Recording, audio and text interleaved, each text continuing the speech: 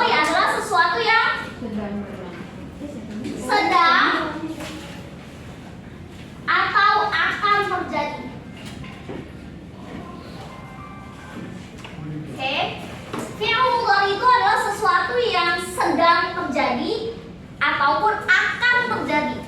Oke, misalkan contohnya, saya akan pergi ke sekolah. Udah dilakuin belum? Apa sedang dilakuin? Belum, baru ancang-ancang. Nanti jam 10 saya akan pergi ke kampus. Udah belum perginya? Belum. Sedang berlangsung nggak? Enggak. Tapi baru planning. Beda sama ketika aku ngomong gini, saya sedang duduk. Saya sedang duduk. Ini masih ancang-ancang apa sedang terjadi? Sudah. Sedang. Sedang apa sudah? Sedang apa sudah? Sedang terjadi. Saya sedang duduk. Saya sedang duduk. Bukan beda lagi kalau aku bilang gini, saya sudah mandi. Saya udah mandi. Berarti entah itu jam berapa saya mandinya. Sekarang aja udah jam berapa? Sekarang jam berapa? Jam 8:15. Berarti saya mandi entah itu jam 7, entah itu jam 6, entah jam 5, entah jam 4, jam 3 dan lain sebagainya. Itu udah berlalu. Tapi kalau sedang itu ya udah lagi aku lakuin. Saya sedang menghafal gitu. Itu sedang. Tapi kalau akan aku baru ngomong, tahu nggak nanti sore saya mau ngajar loh di sekolah. Berarti planning. Itu udah disebut dengan fi'il mudhari. Jadi dia fi'il mudhari itu ada dua jenis golongan. Bisa pekerjaannya itu sedang terjadi atau baru akan terjadi. Akan terjadi berarti masih planning. Oke. Nah, fi'il mudhari itu punya ciri-ciri. Yang paling menonjol adalah selalu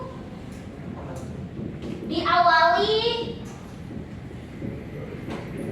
dengan huruf-huruf tertentu. Ada yang tahu? Alif, huruf ya, Oke. ta, Apa aja? Alif, ya, ya, ta, ta, nun, nun, wow, nosa. ada, tak udah, Udah? gitu aja. Sudah? Ini aja. Kalau biar ingat fi'il mudhari itu singkatannya adalah tanya. Ya, atau Anita bisa juga. Dan lain sebagainya bisa disingkat apapun itu. Nah, ini adalah huruf-huruf fi'il mudhari yang wajib ada di awal. Oke? Jadi dari huwa sampai nahnu pasti depannya ada yang hamzah, ada yang depannya ya, ada yang depannya ta, dan ada yang depannya nun.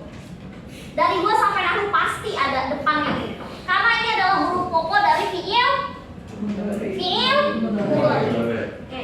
Yang kita pelajari ini adalah kajian ilmu nahwu, bukan kajian ilmu shorof. Maksudnya, gimana maksudnya? Kita ini tidak masalahnya dalam kaidah shorof itu banyak banget jenis-jenis fi'il mudhari dari kata huwanya. Kalau kemarin kita belajar fi'il madhi kan huwanya tuh semuanya fathah. Fataha, nasoro, jalasa, qoro'a, apalagi akala, kataba, naworo, nasoro, semuanya kan clear tuh, fathah semua. Beda sama fi'il mudhari, walaupun dia ada di kata huwa. Huwa itu kemarin lu bilang apa? Kata dasar yang gak ada tambahan-tambahannya. Karena setelah huwa sampai nahwu kan ada kataba, katabu, katabat, katabat, dan lain sebagainya. Betul? Nah, sedangkan di fi'il mudhari itu enggak semuanya.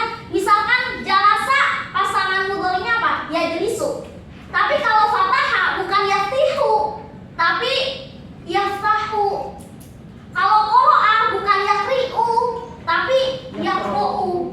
Gimana caranya kita tahu pembentukan fi'il mudhari itu? Ya dari sini. Maaf ya. Dari sini. Ini kajiannya adalah ilmu shorof. Kalau kita mau tahu pembentukan fi'il mudhari itu kayak gimana? Ada fataha yaftahu, ada fa'ula yaf'ulu, ada fa'ila yaf'alu, ada fa'ala yaf'alu, dan lain sebagainya. Itu kita tahunya dari sini. Tapi kalau dalam ilmu nahwu, fi'il mudhari ini kita tujuannya apa sih belajar fi'il mudhari? Untuk Contoh, misalkan huwa yajlisu, kita langsung tahu nahwunya apa. Kayak kemarin kita belajar fi'il madhi. Lulu bilang huwa nadhara, anta nadhara, langsung tahu nggak? Langsung tahu tanpa harus huwa nadhara gimana, nggak apa. Itu udah langsung sekilas muncul. Huwa nasoro, nahnu nasorna, anta nasorta, antum nasortum. Huwa fataha, antum fatahtum. Hum fatahu, hunna fatahna, fatahna kalau hunna. Oke, begitu namanya golongan-golongan dari fi'il, yang dimana itulah tujuan ramahnya dari ilmu nahwu, untuk tahu doang domirnya. Oh, kalau huwa yajlisu berarti nahwunya kayak gini ya. Kalau huwa yaftahu pembentukannya antanya kayak gini ya, seperti itu. Bukan kita tahu pembentukan fi'il mudhari jenis-jenisnya, karena nggak bisa dipukul rata kayak fi'il madhi semuanya fathah dari kata huwanya. Kalau misalkan di fi'il mudhari itu lain, ada yajlisu, ada yaftahu, ada yaqra'u, ada yadribu dan lain sebagainya. Dan golongan-golongannya kita bisa tahu lewat sorot ini. Kalau mau tahu pembentukan fi'il mudhari'nya, ada fathah, ada ini, ada itu, sebagainya, itu ada di sorot. Tapi yang kita fokuskan itu adalah nahwunya untuk sekarang. Jadi misalkan dulu kasih contoh yajlisu ya. Ya.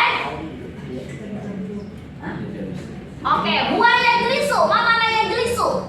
Dia sedang duduk. Yajlisu itu artinya dia sedang duduk. Terus gimana kalau misalkan kita mau merubah kata kerjanya itu menjadi akan terjadi? Kalau ini kan sedang terjadi ya. Terus kalau misalkan akan terjadi, Awalnya diganti. Awalnya diganti. awalnya diganti, bagaimana jadinya? Itu dengan huruf yang tadi itu yang tajlisu. Wah, ya juga jelisu, itu beda domir. Itu beda domir. Kalau akan terjadi itu kita menambah huruf sin.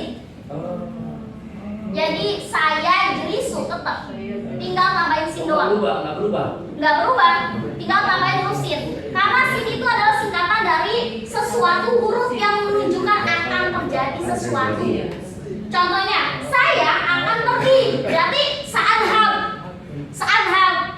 Asal katanya kan kalau saya sedang pergi itu adhabu. Kalau saya akan pergi berarti sa'adhabu.